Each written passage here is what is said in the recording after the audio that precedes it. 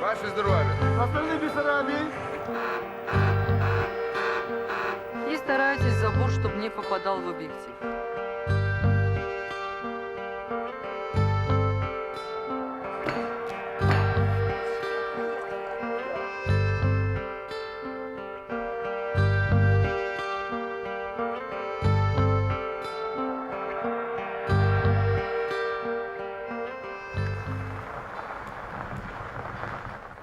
Members of the German charity Children of Chernobyl are making their first ever visit to the site of the disaster that gave rise to its creation. A letter from national agency InterInform and valid identity papers are enough to be allowed through the two border crossings into the restricted areas that surround Chernobyl. Even 17 years after the disaster, Chernobyl is still cordoned off. 30 kilometres from the nuclear reactor, the roads are deserted. It's strictly out of bounds to children. In the area directly surrounding the power station, the radiation in some places is still dangerously high. Rimma, the tour guide, carries a Geiger counter with her everywhere. The natural background level is up to 20. Just here, where I stand, it's 70. Around 70 here, where I stand. 74, 75, 78. It's growing. Oh. Some hot particle is somewhere here. Das ist ja sehr unterschiedlich verteilt. It varies a lot. Over there it's quite a bit lower. Wieder zurück. Das ist besser. A village once stood here. After the meltdown, it was so contaminated that it had to be buried. Photographer Rüdiger Lübricht and the interpreter seem to be oblivious to the lingering radiation levels.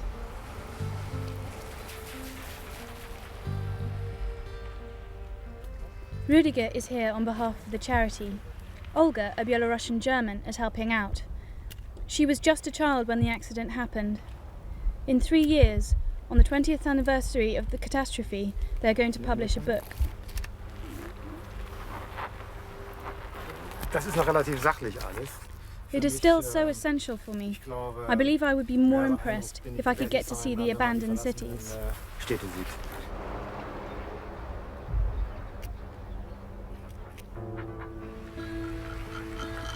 A visitor centre has been constructed in front of the huge concrete sarcophagus built around the destroyed reactor after the disaster. Joachim Balz, managing director of Children of Chernobyl, is surprised by the low levels of radiation, just double normal levels. Since this fact was made public, many more visitors have poured in from around the world, as the visitors book testifies. Tourismus pur, ne? Unbelievable. Pure tourism. It's incredible. Guck mal hier, was fürs Familienalbum. Look at that. That's one for the family album. This is the family in front of the Chernobyl nuclear reactor. Kannst doch gar nicht richtig verbalisieren. I can't quite put it into words. It's a bit eerie. You get the feeling it's not really a vacation spot, but it already appears a bit touristy, even though it really shouldn't. If you look at these things, these albums for example, you get the feeling you're on a reconnaissance mission. Diese Alben zum Beispiel hat man das Gefühl, man ist auf Erkundungstour. It's running the risk of losing sight of the scale of the disaster.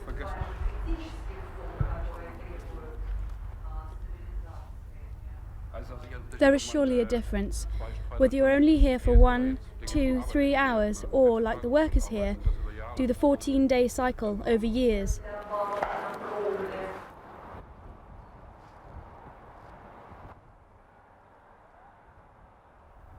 The golden rule for workers here is 2 weeks work, 2 weeks off.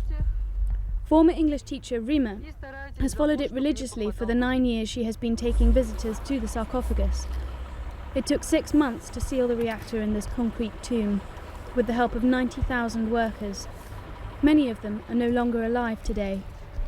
The sarcophagus is now the most expensive building in the entire former Soviet Union.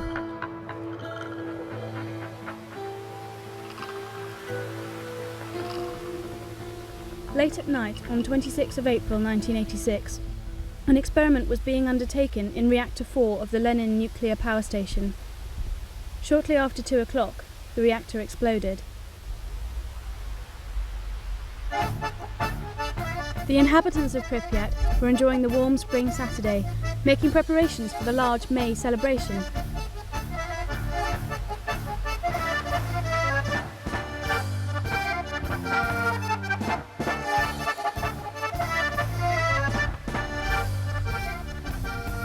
One day later, and Pripyat was sealed off. Phones no longer worked.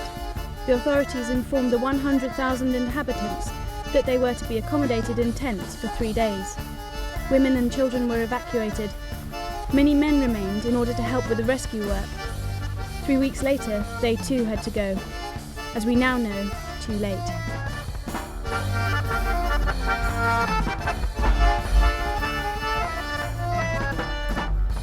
An eerie shrine remains where Pripyat's kindergarten was plundered and devastated in the chaos. The vandals clearly didn't know anything about radiation poisoning. They may well have paid dearly for their booty. Every picture tells Rüdiger Lübricht a story. In Soviet times, gas masks used to be basic equipment at kindergartens like these. The Cold War brought with it the constant threat of nuclear attack. But these are untouched. No one expected nuclear fallout from their own power station. Even now, there are still no reliable numbers of the victims and damage caused by the disaster. One thing is sure, however, cancer rates soared here after the disaster. Joachim Balz now understands exactly why his charity exists. The idea that loads of children used to live here and now are dead is difficult to comprehend. It is, however, real. It sends shivers down my spine. Irgendwie hintherapiert wird. Aber es ist ja real. Ein bisschen läuft es mir kalt über den Rücken.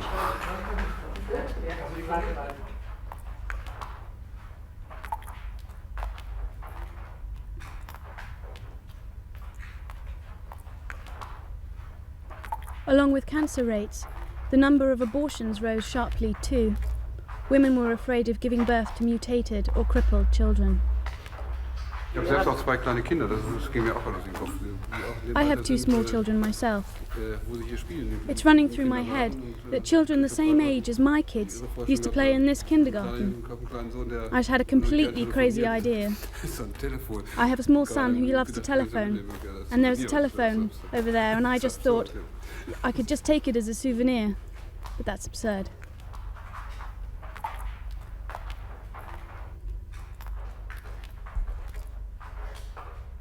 Foreign tour operators now offer daily tours of Chernobyl at 4 times the price they charged a couple of years ago.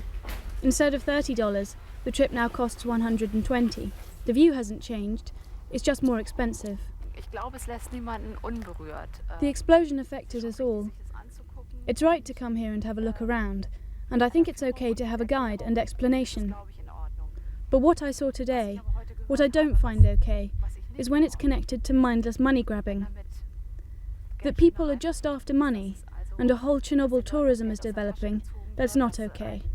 Chernobyl Tourismus entsteht und das ist nicht okay. Wenn das aber eine hiesige Organisation... If a local organisation was set up to charge cheap entry, with lunch, transfers, then a little guided tour in small groups, then that would be okay.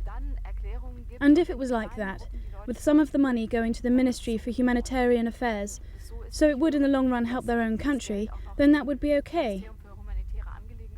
But that tourism organisations are solely out to profit from Chernobyl, I find shameful, and as bad as if they were doing tours of a concentration camp. Organisationen sind, die selber damit Profit machen, finde ich das beschämend und schrecklich, als wenn sie einen Tourismus in Konzentrationslager unternehmen. Das finde ich schrecklich. In 2003, just under 200 tourists and 2,000 specialised visitors were allowed into the restricted zone. Most of the specialists, at least, had a good reason. The workers from Children of Chernobyl are also here with a good reason. The charity provides medical instruments to local hospitals, helps to train doctors and recuperate sick children. Only in the restricted zone is there nothing they can do. There are no children here. Children of Chernobyl have left a few ultrasonoscopes on loan here at the Ivankov Hospital. directly adjacent to the restricted zone. In total, they have donated over 200 in the region. The Ukrainian paediatrician and German engineer get on immediately. Our district is in the radioactive zone. All the children here have to be examined at least once a year. In the past year, we have examined around 5,000 children.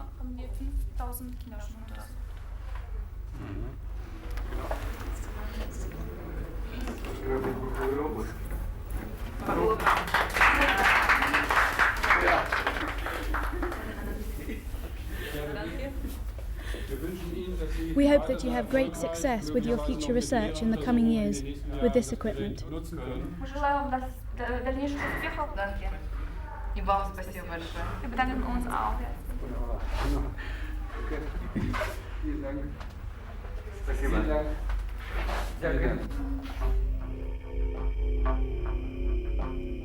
The atomic energy enterprise at Chernobyl was once considered the ultimate example of Soviet technology.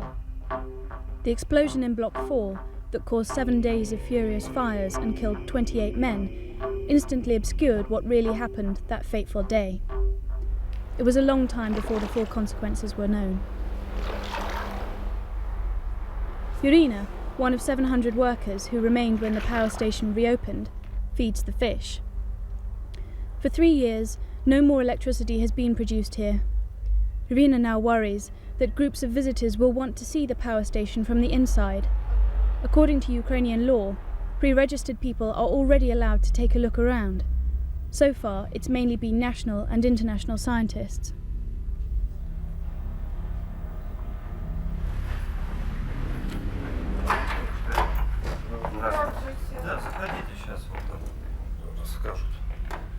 The control room is still occupied 24 hours a day.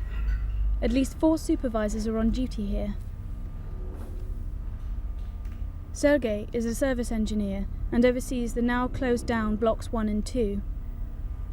His father came to Pripyat 10 years before the disaster and also worked in the nuclear power station.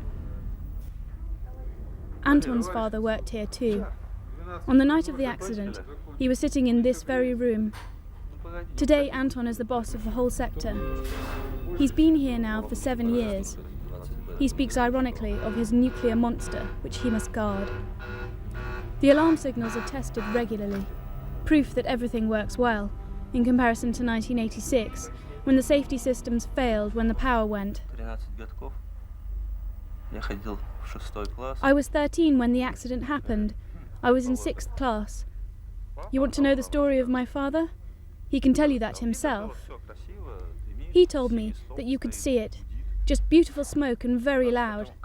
His shoes fell apart, but that was it. His hair didn't fall out, and he later had children. So much for the consequences. So now you, Sergei. And don't forget to say how dangerous and terrible everything was. I was 11 when the accident happened. I remember exactly.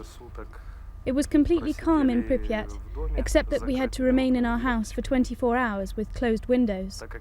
There was no information. Then we were asked over a loud hailer to wait at the entrance. We then drove off to goodness knows where in a bus convoy. Колонна автобусов подходила и развозили всех в неопределенном направлении. Anton and Sergei would rather work in an active nuclear power station in the Ukraine, but their colleagues there often have to wait months for their salary. For the moment, Chernobyl is a safe job.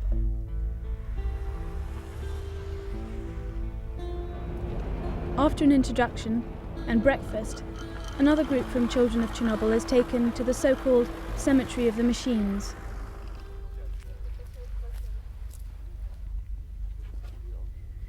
This is where all the vehicles and devices used in the clean-up operation following the disaster are left to die. But no one is allowed in. The radiation levels here are somewhere in the region of 700 microroentgen, a near-fatal level.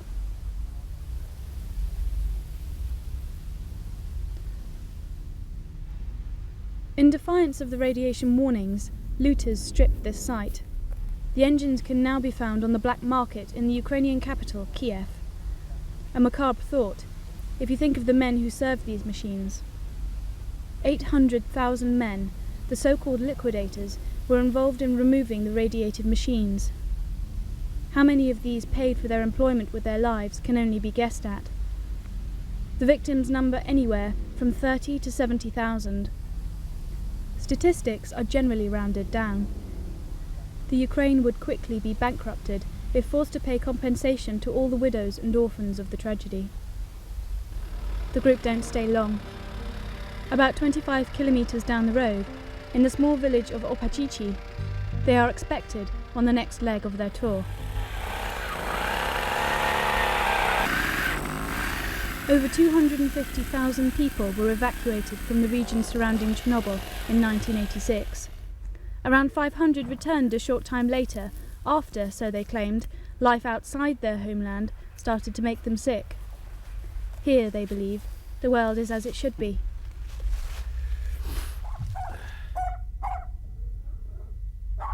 Baba Nastya and dead Nikolai live around the corner. Rimma warned the couple that Rudiger wants to take a photo. You're most welcome. Feel free.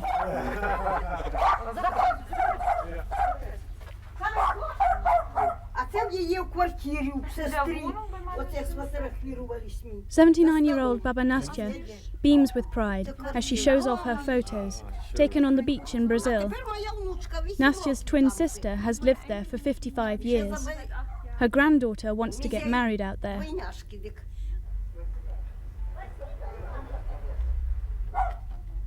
Dead Nikolai is also proud of his pig. He's fattening it up for the next time the children come home. The old people aren't afraid of radioactivity. For 17 years they've lived here, with, they claim, no worse complaint than the grumbling of their old bones.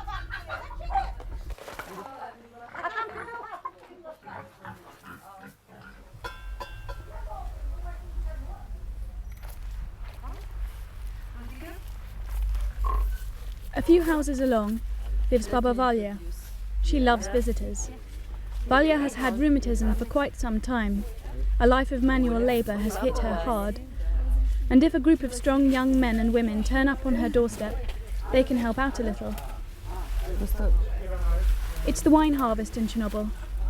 Baba Valya is famous for her fine wine, her jam, and her special vodka, said to clean the body and protect against radioactive contamination. Valya is surprised sometimes at her guests from abroad. Scarcely one of them wants to try her delicacies. She can't understand it. Surely she is the living proof of a healthy diet in Chernobyl.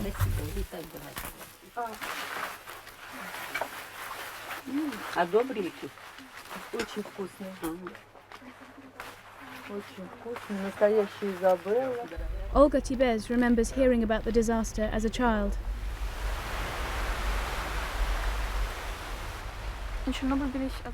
I'm visiting Chernobyl for the first time. I always wanted to come over and see it with my own eyes. I've been involved with the issue for quite a while now. I just wanted to see what actually happened, because it's always been from books and films that I got my information. But if you really see and feel it, it is a different thing altogether. I can't describe it. You've just got to come and see it for yourself. 18 kilometres from the reactor, Madame Valentina is preparing dinner. She is the landlady of a local guest house. She's become used to foreign guests.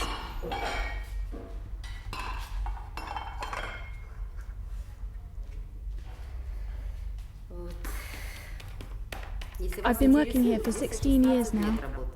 16 years. Valentina taught herself all her catering skills. She too follows the golden rule. She's on shift for 2 weeks now, before leaving to the country for a fortnight. Working in Chernobyl earns people like Valentina more than double Ukraine's average wage, between 200 and 400 euros a month. I openly confess, I came here in order to make money.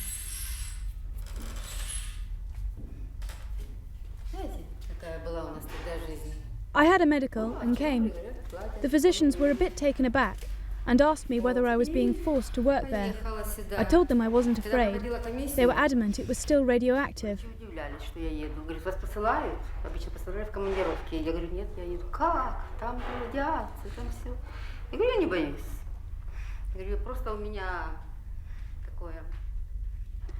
I even believe a little radioactivity is good for you. Rimma is not quite so naive as Valentina. Her guests have to take a radiation test after the excursion before they can enter the restaurant. Today, everything is in the green.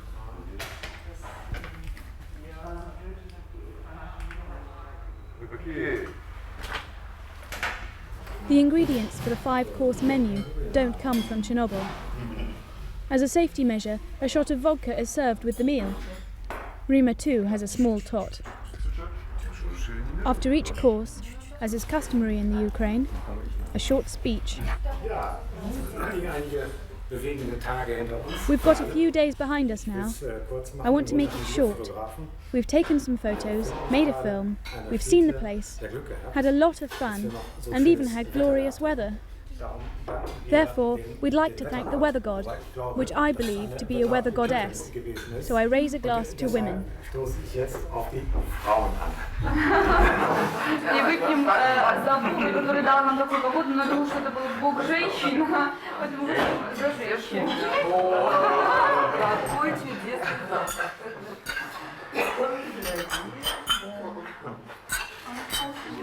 Rudiger, it was really nice to meet you. Что вы нас примете? Nice to meet you, Rudiger. Thank you very much. I'm pleased that you come and you love this excursion. Yes. Also, really, of course. Tell the friends we are really very glad to meet people here, and thank you for the job you are doing in Ukraine. This is very important. We'll keep on with this job. Move on, yeah. Thank you.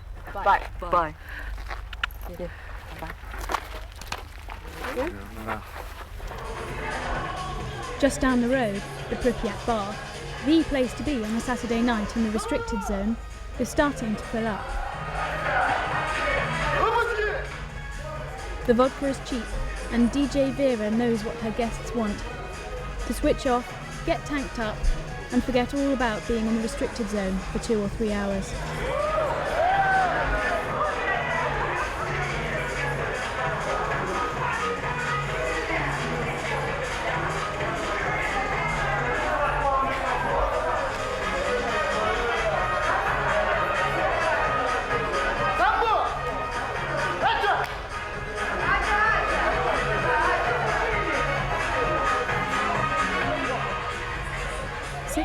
People, nearly all of them men, work in the restricted zone.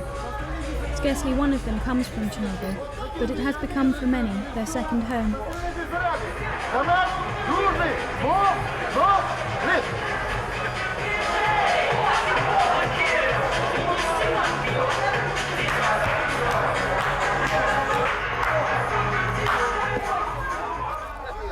$11 is closing time. The tourists haven't got far to go. Right next to the restricted zone is the Chernobyl InterInform Hotel. 9 double rooms, or 9 suites to be precise, each with a television and bathroom.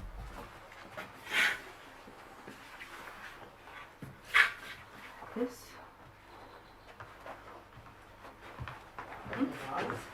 Yeah. So this is our bedroom. Yeah.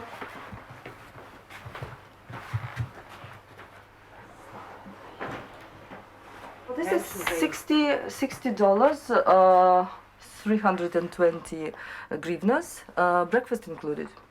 All the rooms look the same. We will open you the next one, and you will see that only the colors will be different.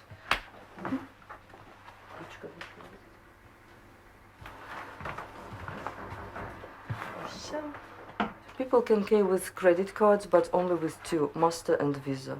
Master and Visa cards. Japanese joke that this is Chernobyl Hilton. That's a joke, of course. That's not Hilton, of course, but nevertheless, it's nothing to be ashamed of.